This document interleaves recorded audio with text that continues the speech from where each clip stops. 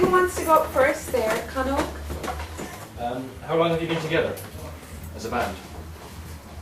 We've been together about a year and a half. We formed in August 2010, and we just friends hanging out, jamming. Pretty sure it's the way most bands start, and it just took off from there.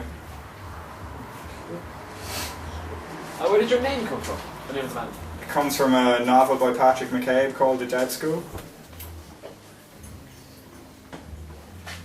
Any reasons why that particular book, like, is a book you read yourself as well? Yeah, it is.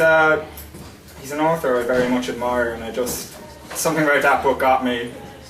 It doesn't really have the content of the book doesn't really relate that much to what we sing about, but it left an impression on me, and I just thought it would be a good name for a band. Were there any other names in contention before you settled on Dead School? Oh man, there was hundreds. We literally had about a notepad full, and we just went blah blah blah, and then we just kind of hit that, and all three of us didn't go. That sucks. That's terrible. It was the first one that we all thought was good. We all just kind of stopped and went. Yeah, so that's not bad. What genre would you classify yourselves? Type of music like?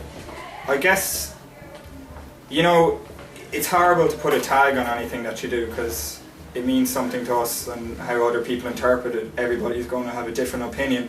But I guess if you were to put an umbrella term on it, it would be alt rock.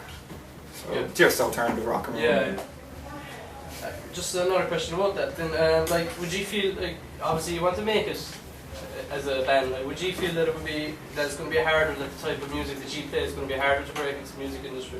Definitely in places like Ireland, because our music wouldn't be so much more focused towards the Irish crowds, and wouldn't be into our music as much as say places like, say, on the continent, and like Germany and Scandinavia and those kind of countries would be a lot more into our music. So we'd always be looking kind of to have Ireland as a base, but we'd always be looking outside Ireland, because that's where we'd be looking to sell your music. Well, without any disrespect Ireland and all, but you got to be realistic.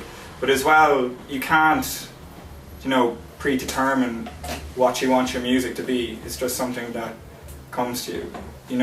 Like we didn't sit down one day and say this is the type of band we're going to be, and try and tick all those boxes. Just whatever reveals itself when you're writing. And this is the path that we're on at the moment. So. I know you've been gigging in Cork for a while. What's your favourite venue besides the Brog? We better be very careful how we answer this.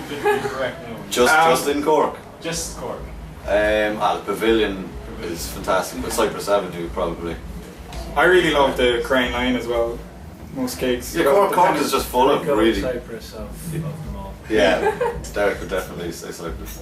No, Cork's full of loads of really good venues, and they're all really good. It's a pity that a lot of the kind of smaller venues are closing down at the minute, like Unreal Darragh and the Quad and stuff, because because they really champion a lot of local younger acts, and it's a big pity to see them closing down. But even in Dublin, Crawdaddy closed down. Yeah, Crawdaddy and a good few other places. So it's kind of hitting Ireland a lot more as well. Like last year, a lot of smaller venues in England all shut down, and there was loads of things to try and keep them open, but people just can't keep small venues Which is a open. shame, because it's the small venues that give bands their first steps, and exactly, like where you cut your teeth, really. That's where kind of young and original bands really start, and it's kind of crap to see that they're really starting. It's closing down. Probably be Button Factory. Button Factory's cool, yeah. Just one more question now, lads. I read online that two of you were in an Oasis tribute band. Brog, stop the interview. This is where he goes off record. Yeah, me and my brother Donal were, yeah. But I mean, that's what it was. I was brought up on Oasis, and look what happened. Look what happened. But I was brought up on Oasis, those bands like Oasis, Stone Roses and the Beatles, and it eventually became kind of like Britpop stuff as well. So we were doing Blur and Pulp and everything, but that was the music we grew up on. So you have. He's speaking for himself there, by the way. So. It doesn't reflect on you so much, James. But, definitely with Donald you can hear the influence from all that indie scene. Well, I just want to bring up the influences. Like, what would be your main? Would it be Oasis and the Stone Roses? Not in the music that we're doing Yeah. now. I mean, they were music I would have grown up listening to, but main influences now, Joy Division, Fatima Mansions, Whipping Boy, R.E.M., Depeche Mode, The Cure, U2. yeah, U2 now. early U2. Early U2, up until about pop things started to go a little strange, and but albums like Octon Baby, Unforgettable Fire, Joshua Tree, I don't care how cool you are, they're brilliant albums. So. But you know, man, there's tons of music, like new music as well. When it comes to lyrics, the Wild Beasts, you know them, just fantastic lyricists. I mean. But also our influences come from outside music as well too. Yeah. So as a group, what would you say your main obstacle was in getting where you are today? Where are we today? Where are we today? Yeah. Get the Brog. Getting to the Brog was probably the traffic lights. Spent too much time. Kept me waiting for 45 seconds. No, you don't really look at them as obstacles, it's learning curves. I mean, when we started, Derek saw a few of our gigs when we started, and man, we were all over the place, you know. But it was just absolute belief in the songs that we'd get it right, because literally 6 weeks after we formed, we started gigging. You know, most bands spend about a year in the rehearsal room, so we kind of learned and made all our mistakes very publicly. In front of a few more left. And I have plenty more left, yeah. Very publicly, and as we went along. But I don't look at them as obstacles, I look at them as learning curves, and I'm glad, we did things so early. Everything is constantly constructive criticism. Like, you always take, like, even if someone just says, "Oh, you're crap," you just kind of go, "Well, fair enough, it's your opinion." A public opinion is of little relevance to us. Yeah, so there wouldn't really be obstacles, everything's just constructive, really. Yeah.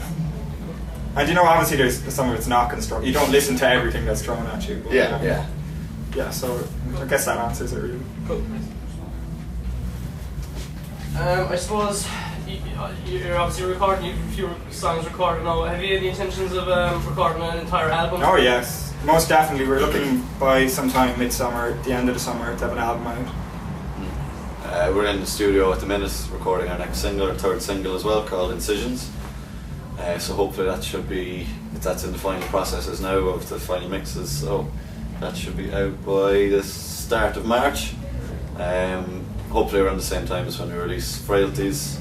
Over in the UK we're releasing that. That's going to be our first UK release. And we're touring the UK to promote it. Yeah, are you putting that through a record label here, or are you putting it on yourself? FIFA Records. We're Cork based. FIFA Records? Yeah. Ashley from the Frank and Walters. It's his baby.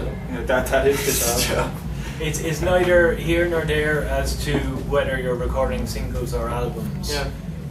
What you record will end up on the album or not. You don't necessarily have to go in and spend a finite amount of time doing a finite amount of songs. They can just be a collection of already recorded works, Yeah. For us though, it's just a format. For us though, a cohesive piece is very important. Yeah. I mean, growing up, albums are what really got me into music and really properly got me into artists. I mean, there's so many great singles that come out, but then you listen to an album and you get to really judge what the artist is all about. I mean, if you were to just pick one Tom Waits song off an album, that's completely crazy. How does that make sense? But say if you listen to something like Rain Dogs, just as a piece, it's amazing and the whole thing fits. And it's kind of to replicate that. And some of the stuff that we've recorded won't make the album. There's even tracks that we might re-record again for the album, but it's going to take a couple of months for us to get an album together, and some things might work, some things mightn't, but we'll know when we have a piece together that works as an album, because I think that's what's very important for us to define ourselves by. Singles can only do so much for you. Yeah. You're going off to England. When are you actually heading over to England? 12th of March, when we're leaving over there. 12th or 13th, I think. And then we have our first gig. We're doing London, Liverpool, London. The first 4 days, so that's going to be a bit of a trek up and down. The person who booked the gig had no concept of geography, so very bad at geography. But Yeah. He just didn't have to do the driving. He just didn't have to do Yeah. the driving. Yeah, so we're really looking forward to that. There's some massive gigs over there for us. Like we've played in London already. We did